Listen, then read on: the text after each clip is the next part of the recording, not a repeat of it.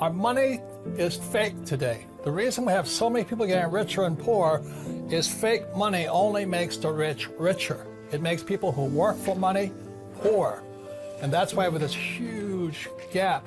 But more importantly in fake here, I talk about the 3 types of money available today. Number 1 is God's money, gold and silver. I mean real gold and silver, not fake ETF gold and silvers. Number 2, you have government money, which is called the US dollar, the euro, the yen, the peso, the yuan.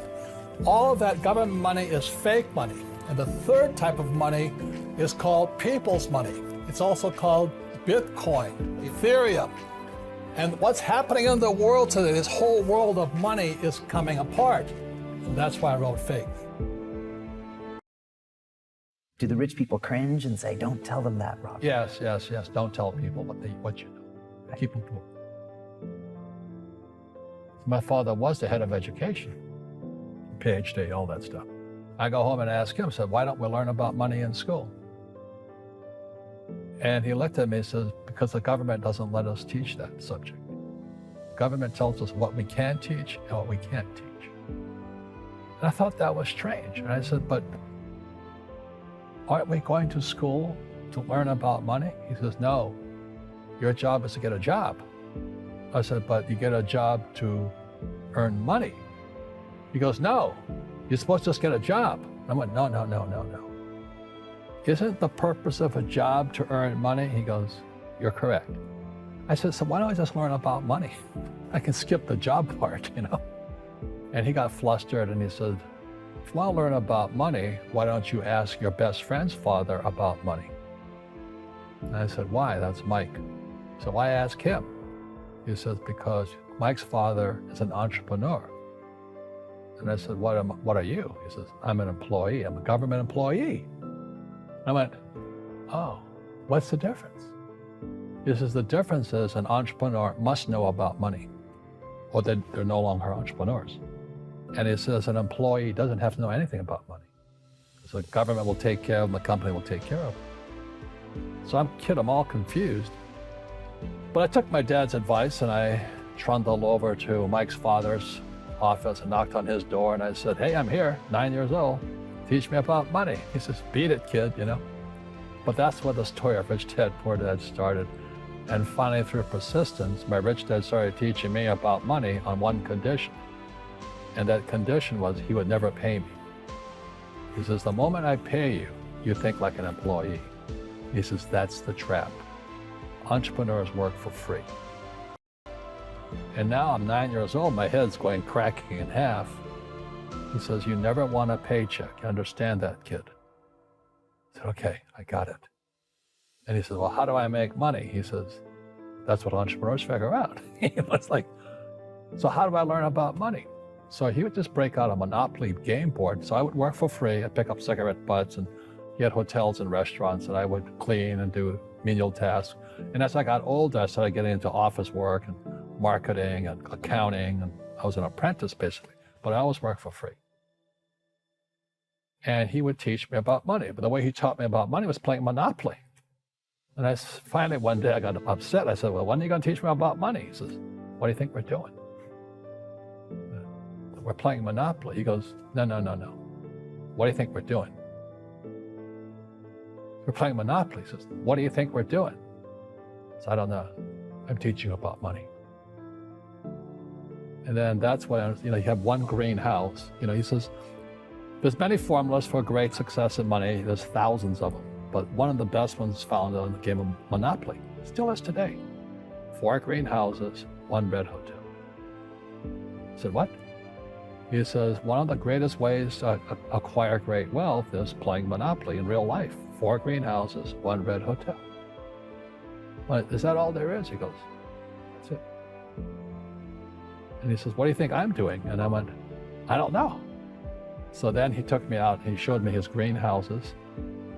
And 10 years later, when I was 19, I was now in school in New York, and I come back to Hawaii, and Rich Dad had bought the biggest piece of land smack dab in the middle of Waikiki Beach. And when you go to Waikiki Beach today, you'll see the Hyatt Regency Hotel. That was his hotel. Just like the game of Monopoly. Just like the game of Monopoly. Acquired assets and they became bigger assets. He just kept what's called an assemblage because that property wasn't that big at the time. So he had to buy out all the small guys. Because Waikiki was a little dirt water, little town. So he'd buy out this shop owner and buy that shop owner. And it took him a while, but he finally assembled this large piece of property. And then he and Hyatt put up this giant hotel. You know, It just sold for $800 million. So that's how I learned about money.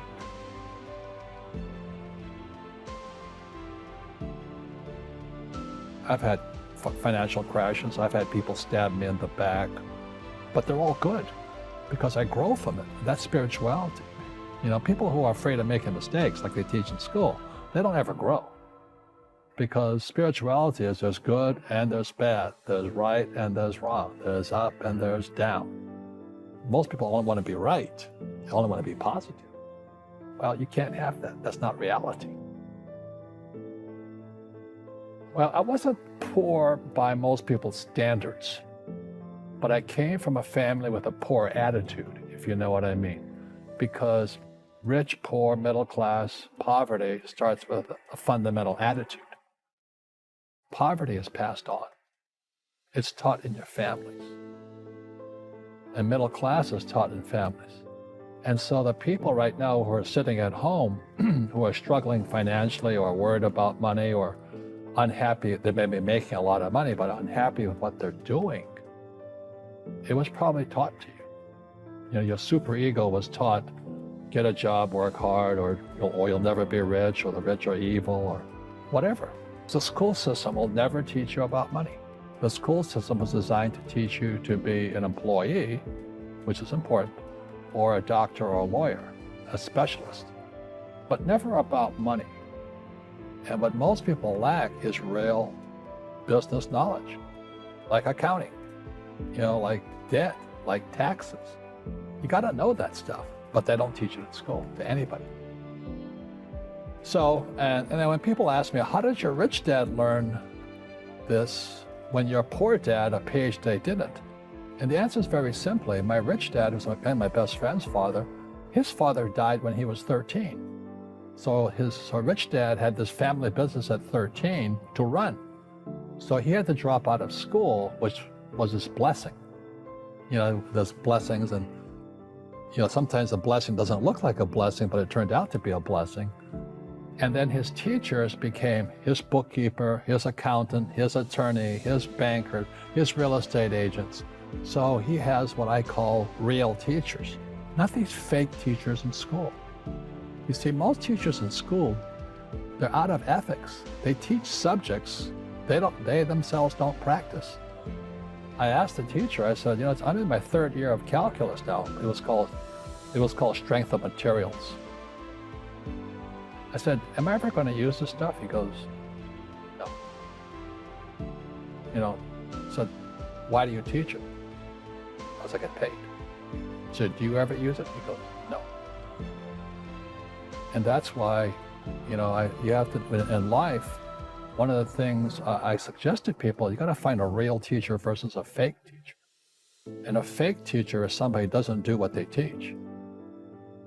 And a real teacher is doing what they teach every day. So my accountants, my attorneys, they're in it every single day. That's how I learn, because every day I'm solving problems in my business. So I have accountants and attorneys and bankers and all these people on speed dial because I'm solving problems with my team. I see you giving this knowledge out, and yeah. Do the rich people cringe and say, don't tell them that, Rob? Yes. Don't tell people what you know. Keep them poor. But, you know, unfortunately, the poor, as was in the Bible, I'm not real religious, the poor will always be amongst us because it starts up here. Right. It's that fear mentality. It's in their words, you know, and the words become flesh. Again, I'm not really religious. I flunked out of Sunday school also. But when they say I can't afford it or I can't do that, they go down. They become what they say. My PhD dad, he says, what do you think I am, made of money? I can't afford that. And my rich dad would say, that's why he's poor. Poor people say, I can't afford it, I can't do that, I don't have time. Because it's an escape. It's an escape. You know what I mean? It's easy to say I can't afford it. And your rich dad used to say what instead of I can't afford it? How can I afford it? How can I do that? You know, what would it take, or why should I do that?